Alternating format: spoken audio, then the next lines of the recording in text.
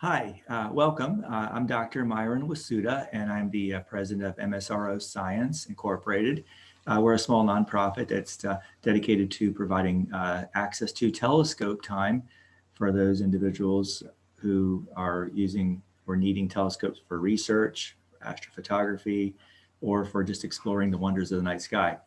We provide this time free of charge, and we offer training as well as research opportunities. So this video that you're watching is the first one in a series that we'll be putting out that shows how to operate our telescopes. We currently have three discrete stations, stations 1, 2, and 3. And this video is specifically tailored towards using station 3, but a lot of what the content is in this video can be used and applied for the other stations as well. So station 3 is a small 4-foot by 4-foot roll-off roof structure, which I'll show pictures of in just a moment, and has an 8-inch RC scope in it. So to access it, you have to use a screen sharing program called TightVNC. So you need to install TightVNC on your computer.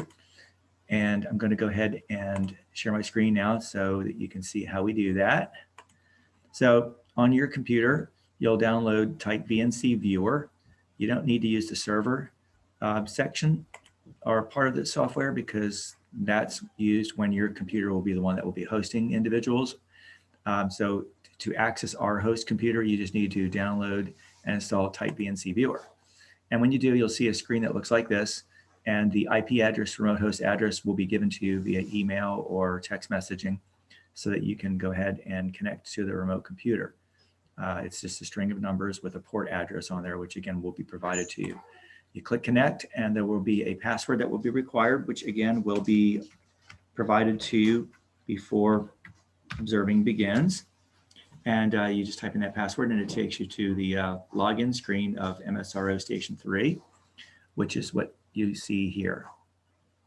Now, the first thing that we recommend doing when you log in like this is to connect to the telescope using the Path Hub and then opening the control software. All the software that is used to operate the telescope is coordinated over here or located in the right-hand upper part of your screen.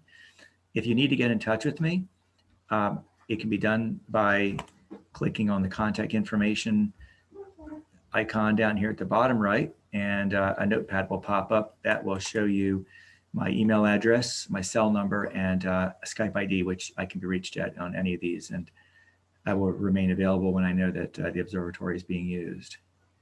Okay, let me show you what the observatory looks like. So the station is a small, as I mentioned, 4-foot by 4-foot structure that uses a box that was actually a chemical storage tank, and I converted that to a small enclosed structure with a roll-off roof, which uses a curved PVC membrane.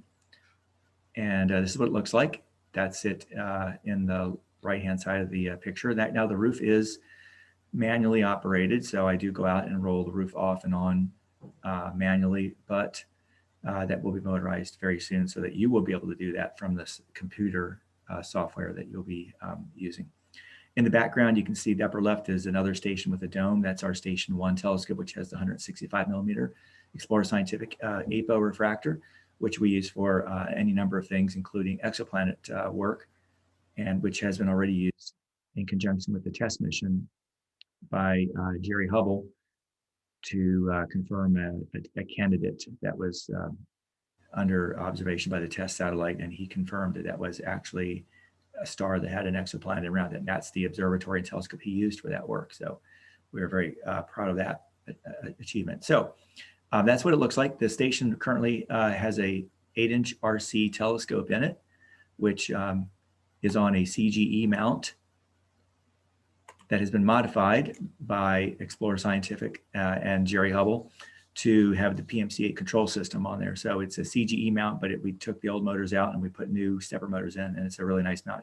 There is no auto guiding at this point right now because it just isn't necessary. We're gonna have a TDM on there, a telescope drive master, which will allow up to 3-minute exposures, probably even longer than that. unguided, and will still give you nice round stars. To see the observatory from the inside, we do have a webcam. You can just click on the sharp cap icon at the bottom taskbar here with a little planet Jupiter. If you click on that, I usually keep that camera running at all times, and you can just go ahead and click on that. And it's a good idea to look at that to make sure that the roof is open before you begin slewing the telescopes. If you want to check weather conditions, if you're not getting stars on your images and you're wondering why, you can go to the webcam and just take a look at the sky. You can kind of see the sky around the telescope is clear right now. There are stars out. And you can see the 8-inch RC scope on the CGE mount here pretty well. So it gives you an idea about what the observatory looks like inside, and kind of gives you eyes on the telescope. It gives you that sense of just control and comfort. If you're not sure exactly what's going on, you can always go to that webcam view. Okay, so let's go ahead and connect to the telescope. Let me just minimize the webcam view again out of the way. Path Hub will be up in the lower left corner here, and you just basically hit connect telescope, and it will connect. You know, it's connected when all those numbers light up. And we have the local sidereal time is at the top. That's the right ascension that is currently on our MSRO meridian here in Wilderness, Virginia. So that's the right ascension of the meridian. Below that is the HA, that stands for hour angle. That's how many hours east or west of the meridian the telescope is currently pointing at. And if it's minus, it's east of the meridian. If it's plus, it's west of the meridian. And you can also find out what the right ascension is by clicking on the HA with your mouse, and it turns it to RA, which is right ascension. So you can toggle between right ascension and hour angle that way. A lot of times, because it is a German equatorial mount, you want to be aware of when the scope is near the meridian, so that if a pier flipping procedure is needed, you know about when to do that. And that's done usually within 5 minutes of crossing the meridian. So we typically leave that on hour angle. And then, of course, the declination is recorded there, and as well as the altitude and azimuth of the telescope. If the box that says tracking is checked with a black check mark, that means the telescope is currently tracking the stars at sidereal rate. And so that gives you an idea here of your status of the telescope. So then the next thing you do is to connect the software that controls the camera and the telescope and telescope focusing, and then, of course, the imaging. All are done. And we use MaximDL version 6, the Pro version. So you double click on that and it will open up in your screen here. And the first thing you do is to go to the observatory icon at the top, click on that, and your observatory window will open, and you need to connect the telescope and the focuser. And you do that by just clicking the connect buttons. And then you need to connect your cameras. And the camera that we use in MaximDL right now, the currently configured camera with this telescope, is the QHY 178C. It's a one-shot color camera, which is really nice for taking really pretty pictures of things in the sky. It's not really meant to be a science camera. Right now, this station is being used for training purposes and for astrophotography, but we will eventually upgrade it, and we'll have a filter wheel in here with the full complement of Johnson's Cousins UV-VRI filters, as well as a spectroscopy filter called the Star Analyzer. Currently, all those are available on our Station 2 telescope, which is the 12-inch SCT, the Meade LX200. And that station is Station 2, and we'll have a video on that as well coming up. So to connect the cameras, you just click on Connect. You don't need to worry about any of the other buttons on here. It automatically knows what camera to go to, but you do have to turn the cooler on. So go ahead and go down to Cooler and click on the cooler. Your images will be much cleaner, much less noise if you have the operating temperature of the camera down to -20, which is where we've got it set for right now. And so you can monitor that status by looking at those there. So the last thing that we need to do, we've got the camera and the telescope connected. We've got Path Hub fired up.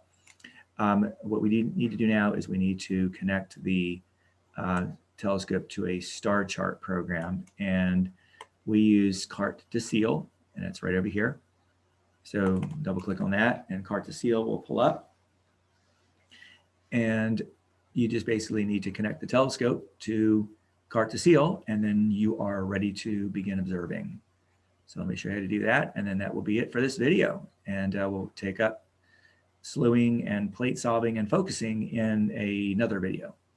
So here's seal opening up. You go up to telescope and you want to connect the telescope by simply clicking on connect telescope. The window will come up. Those bars are red, meaning it's not connected. So you need to go in the lower left-hand corner. There's the connect button. Just click on that. All three will go to green. And now you know you are connected and tracking. And the software, the card to seal software knows where the telescope is. And minimize that window and you are now ready to begin your night observing. I hope you enjoyed this video. I hope it was instructional. And again, I can be reached by those address, the phone number, and the email address that I showed you earlier. And we'll look forward to meeting in another video here soon on how to actually salute to these targets and how to take images and plate solve. Thank you very much for your time.